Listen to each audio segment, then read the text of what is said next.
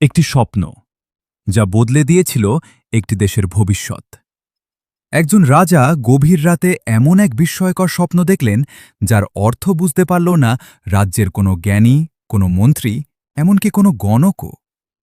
কিন্তু সেই স্বপ্নের রহস্য লুকিয়েছিল কারাগারের অন্ধকার কক্ষে বন্দী থাকা আল্লাহর এক মহান নবীর কাছে।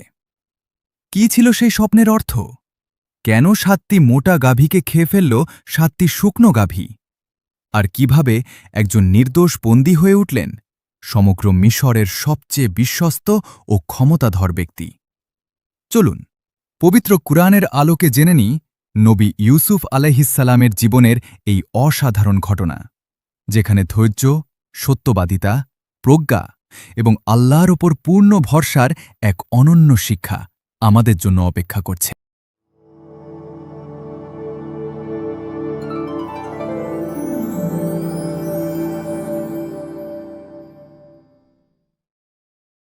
রাজা দেখল আজব স্বপ্ন।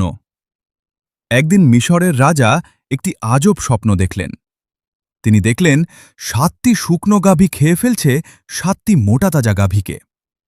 আরও দেখলেন গমের ৭টি সবুজ শীষ ও ৭টি শুকনো শীষ। রাজা এই স্বপ্নের ব্যাখ্যা জানতে চাইলেন মন্ত্রীদের কাছে, কিন্তু কেউ এর ব্যাখ্যা দিতে পারল না। ওরা বলল, এই স্বপ্নের কোনো অর্থ নেই, এটা আপনার মনের কল্পনা। কিন্তু রাজা এতে খুশি হতে পারলেন না। স্বপ্নের ব্যাখ্যা জানার জন্য অস্থির হয়ে উঠলেন তিনি। দরবারে এক লোক রাজাকে মদ খাওয়াত। কিছুদিন আগেই সে কারাগার থেকে মুক্তি পেয়েছে। ইউসুফ আলাইহিওয়াসাল্লাম জেলখানায় তার স্বপ্নের ব্যাখ্যা বলেছিলেন। রাজ দরবারে স্বপ্নের কথাবার্তা শুনে লোকটির মনে পড়ে গেল ইউসুফের কথা। সে বলল, আমি এর ব্যাখ্যা বলতে পারব, আমাকে ইউসুফের কাছে যেতে দিন। লোকটি কারাগারে গেল। সে দেখা করল ইউসুফ আলাইহিওয়াসাল্লামের সাথে।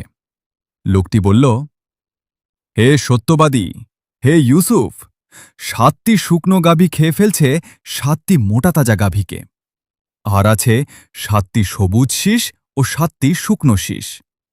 আপনি এই স্বপ্নের ব্যাখ্যা বলে দিন। ইউসুফ আলাইহিওয়াসাল্লাম চাইলে বলতে পারতেন, আগে আমাকে মুক্তি দাও কারাগার থেকে, নইলে এই স্বপ্নের ব্যাখ্যা বলবো না। কিন্তু তিনি এমন কোনো শর্ত দিলেন না। আসলে আল্লাহর নবীদের মন অনেক উদার। আল্লাহর সৃষ্টির প্রতি তারা দয়াশীল। তাই শর্ত ছাড়াই স্বপ্নের ব্যাখ্যা বলে দিলেন তিনি। ইউসুফ আলাইহিওয়াসাল্লাম বললেন, সামনের ৭ বছর অনেক ফসল হবে, এরপর আসবে দুর্ভিক্ষ। সেই দুর্ভিক্ষ থাকবে ৭ বছর। তাই তোমরা ভালো মতো চাষাবাদ করো, অল্প কিছু খাবার খাও, বাকি ফসল জমিয়ে রেখো শস্যসহ। ইউসুফ শুধু স্বপ্নের ব্যাখ্যা দিয়েই থেমে গেলেন না, তিনি আরও একটি খবর দিলেন। ইউসুফ বললেন, এরপর ১ বছর প্রচুর বৃষ্টি হবে, দুর্ভিক্ষ কেটে যাবে, অনেক ফলমূল হবে, তোমরা ফলের রস খাবে। এই খবর ছিল আল্লাহর কাছ থেকে পাওয়া ওহী। এই ব্যাখ্যা শুনে খুশি হয়ে গেলেন রাজা। তিনি ইউসুফকে মুক্তি দিতে চাইলেন, কিন্তু ইউসুফ আলাইহিওয়াসাল্লাম বললেন, আগে আমাকে নির্দোষ ঘোষণা করা হোক।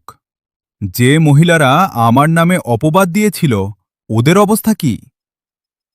এ কথা শুনে মহিলাদের ডাকলালেন রাজা।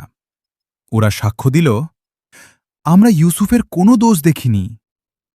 আর আজিজের স্ত্রী বলল, ইউসুফ সত্যবাদী, আমি ওকে খারাপ কাজে দেখেছিলাম। এভাবে অপবাদ থেকে মুক্তি পেলেন ইউসুফ আলাইহিওয়াসাল্লাম। তিনি কারাগার থেকে বের হলেন সম্মানের সাথে। এবার রাজা চাইলেন ইউসুফকে নিজের সহকারী বানাবেন, যেন সব সময় কাছাকাছি রাখতে পারেন তাকে। কিন্তু রাজার চাটুকারিতা করা পছন্দ করলেন না ইউসুফ। তাই তিনি বললেন, আমাকে ধনভাণ্ডারের দায়িত্ব দিন, আমি এই কাজে দক্ষ ও বিশ্বস্ত। রাজা তাই করলেন। ইউসুফকে দেশের সব কর্তৃত্ব দেওয়া হল। তিনি যেখানে ইচ্ছা সেখানে শাসন করতে পারতেন। এভাবে ইউসুফ আলাইহিওয়াসাল্লাম হয়ে গেলেন মিশরের সবচেয়ে ক্ষমতাধর ব্যক্তি। গল্পটি সূরা ইউসুফ 12:43 থেকে 55 নম্বর আয়াত অনুসারে সাজানো হয়েছে। يا نفس كم ضيعت عمرا في العتاب تلهثين خلف سراب فوق رمل من عذاب